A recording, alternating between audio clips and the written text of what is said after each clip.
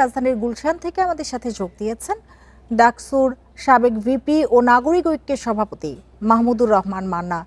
জনাব মাহমুদুর রহমান মান্না, আপনাকে স্বাগত জানাচ্ছি ইন্ডিপেন্ডেন্ট টেলিভিশনে। যেটি শুরুতেই আপনার কাছে জানতে চাইবো যে আপনি তাহলে ঢাকা থেকেই নির্বাচন করছেন, এক্ষেত্রে বিএনপির সাথে সমঝোতার সুফল কি পাবেন? বিএনপির সাথে আমার কোনো সমঝোতা তো এখন কাজ করছে না। আমি বলছি যে এই সমঝোতা তো আমার সাথে কাজ করছে না। প্রথম কথা হলো, সমঝোতা বলে যে জিনিসটা বোঝানো হয়েছিল সেটা তো সার্বিক অর্থে বা বৃহৎ অর্থে কাজই করেনি। গণতন্ত্র মঞ্চে 6টা দল ছিল, তার 3টা দলের একজন করে মাত্র তারা অ্যাকোমোডেট করেছেন, এবং সেই 3 জনের মধ্যে আবার আমি তাদের ধাক্কাধাক্কিতে বাদ পড়ে গেছি। ধরেন, আমার মনে হয় যেটা ঢাকা 18-তে বৈধ হলো সেটা বগুড়া 2-এ হলো না, কেন এই প্রশ্ন আমি তুলতে পারি, আলাদা করে তুলে আমি তো অ্যাপিল করবো সেটা বলেছি। আমি বিশ্বাস করি যে সেই অ্যাপিল গৃহীত হবে এবং আমি সেই অ্যাপিলে জয়লাভ করব। তখন তারা কি বলবেন? বগুড়াতে বিরোধিতা যে করেছেন, একদম সমস্ত সাংগঠনিক শক্তি দিয়ে বিএনপি বিরোধিতা করেছে। তো আমি যদি তাদেরই প্রার্থী হই, তাদের সাথে সমঝোতাই থাকে, তাহলে বগুড়াতেই বিরোধিতা হবে কেন? এটা তো আমার কল্পনার মধ্যে ছিল না। এর আগেও তারা আমাকে ব্যাংকের কথা বলে, ঋণের কথা বলে বিরোধিতা করবার চেষ্টা করেছে, ডিসকোয়ালিফাই করবার চেষ্টা করেছে। তখন আমি ধরে নিয়েছি যে সেটা একটা বিচ্ছিন্ন ঘটনা হতে পারে। 1-2 যারা প্রত্যাশী তারা চেষ্টা করছেন আমার অযোগ্যতা প্রমাণ করবার জন্য অথবা আমার দোষ প্রমাণ করবার জন্য। কিন্তু গতকাল বগুড়াতে যেটা হয়েছে সেটা তো সবাই মিলে, মানে দলগতভাবেই আমি দেখেছি। মানে আপনার ধরেন যে 12 জনের মতো তাদের জেলার আইনজীবী ছিলেন, তাদের মধ্যে জিপিপিপি বোধহয় ছিলেন, ডিএজি ছিলেন, ডেপুটি অ্যাটর্নি জেনারেল ঢাকা থেকে গেছেন, সুপ্রিম কোর্টের আইনজীবী ছিলেন। মানে সর্বাত্মক একটা প্রস্তুতি আমাকে বিরোধিতা করা, খুঁটিনাটি যেগুলো তাদের জানবার কথা না, আমার হলফনামায় কি কি আছে সেটা। জনাব মাহমুদুর রহমান মান্না, তাসলিম জারা সহ যাদের মনোনয়নপত্র বাতিল হয়েছে সেটি কি ফিরে পাওয়ার সুযোগ এখনো রয়েছে?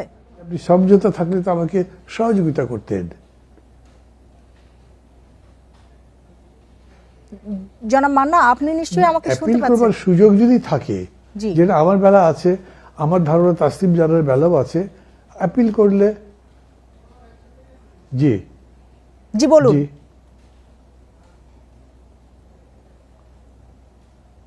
যেহেতু সুযোগ আছে তাহলে অ্যাপিল করবো, অ্যাপিল করবার পরে জাজমেন্ট হবে। এই রায়ের বিরুদ্ধে অ্যাপিল করব এবং তার পক্ষে জাজমেন্ট হবে বলেই আমি বিশ্বাস করি। জি, যাচাই বাছাই নির্বাচন কমিশন কোনো ভুল করছে না তো, বা কোনো পক্ষপাত আপনার কি মনে হচ্ছে?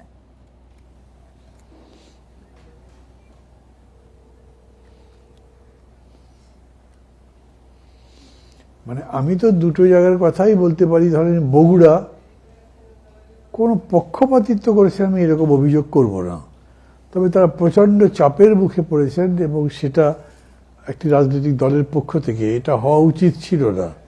সেই চাপের কাছে তিনি সাকাম করেছেন, আমি সেটাও বলছি না, কিন্তু এটা ঠিক যে রায় তিনি দিয়েছেন। আমি পরে অন্যান্য যারা আইনজীবী আছেন, এমনকি যারা নির্বাচন কমিশনে কাজ করেছেন, সেরকম 2 জনের সাথে কথা বলেছি, তারা বলছেন এইরকম ছোটোখাটো রিজনে এটা হতে পারে না। ধরেন, আমি হলফনামাতে একটা ডেট লিখবার সময় ভুল করেছি, আমি স্বীকার করেছি আমি ভুল করেছি। আমি ছিলাম না, আমার লোক যারা ছিলেন প্রতিনিধি তারা বলেছেন এই ভুলটা কি হতে পারে না, হতে পারে। আমি তো ইন্টেনশনালি কিছু করছি না, কোনো সত্য গোপন করিনি।